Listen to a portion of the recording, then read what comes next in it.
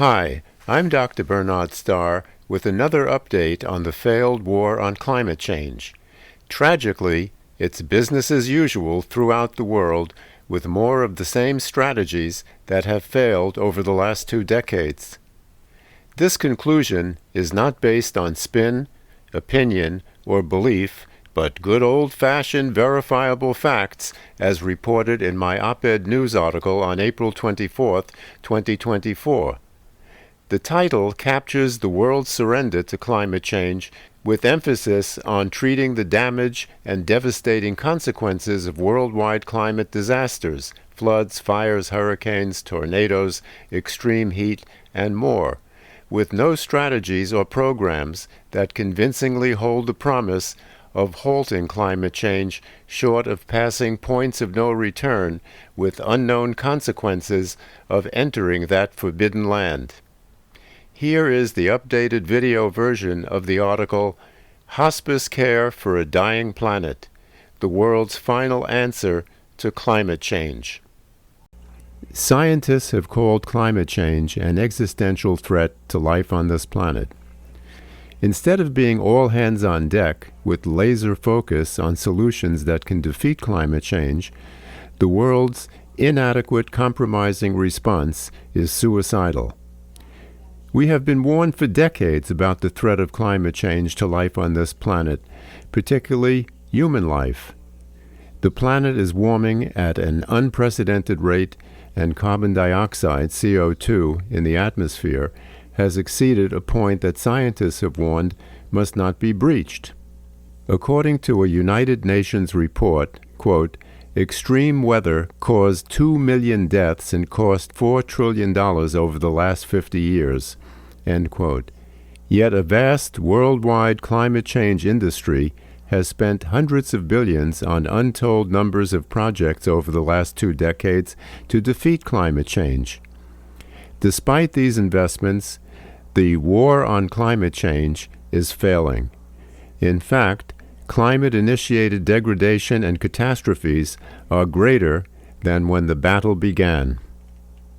The monumental failure of the war on climate change has prompted UN Secretary-General Antonio Guterres to sound a code red alarm with the frightening warning, "We are on a highway to climate hell with our foot still on the accelerator." What has gone wrong?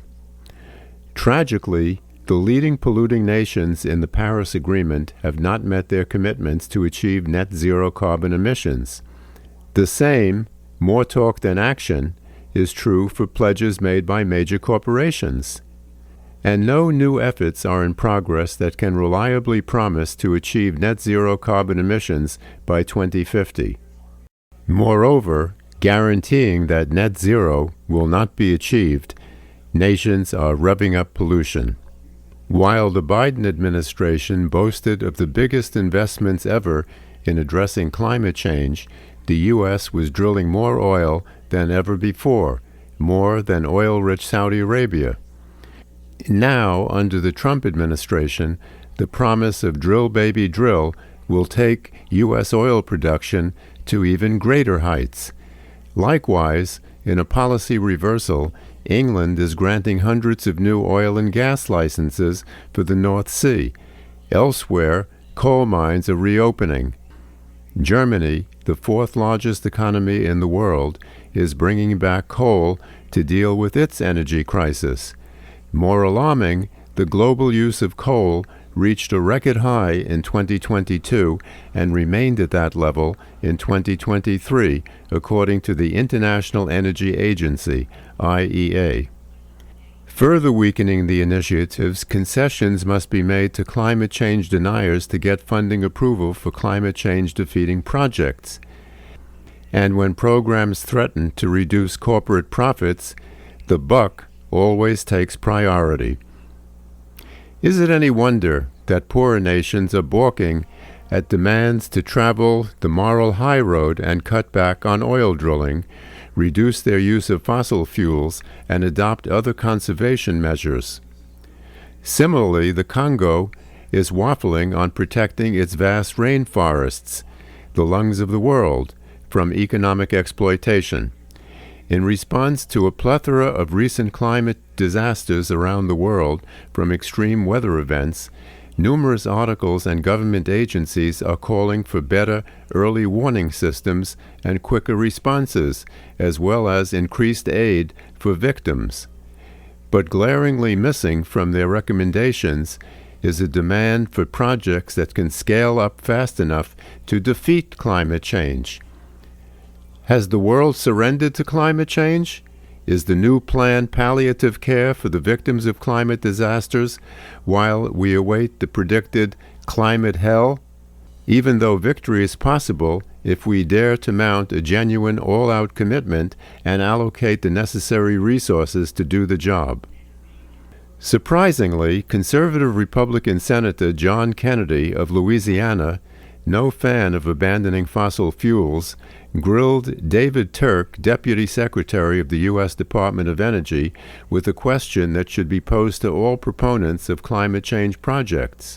Quote, "If we spend $50 trillion to become carbon neutral by 2050, how much will that reduce world temperatures?" Turk dodged the question and refused to come up with an answer.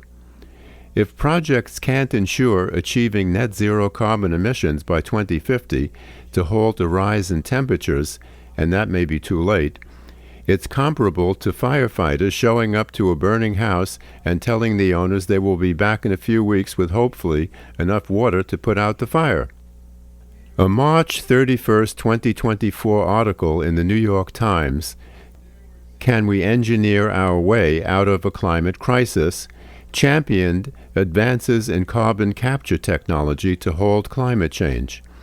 While this nascent technology can extract CO2 from the atmosphere, one commentator cited in the article said, quote, "No one is arguing you could solve all our carbon emissions with this," end quote.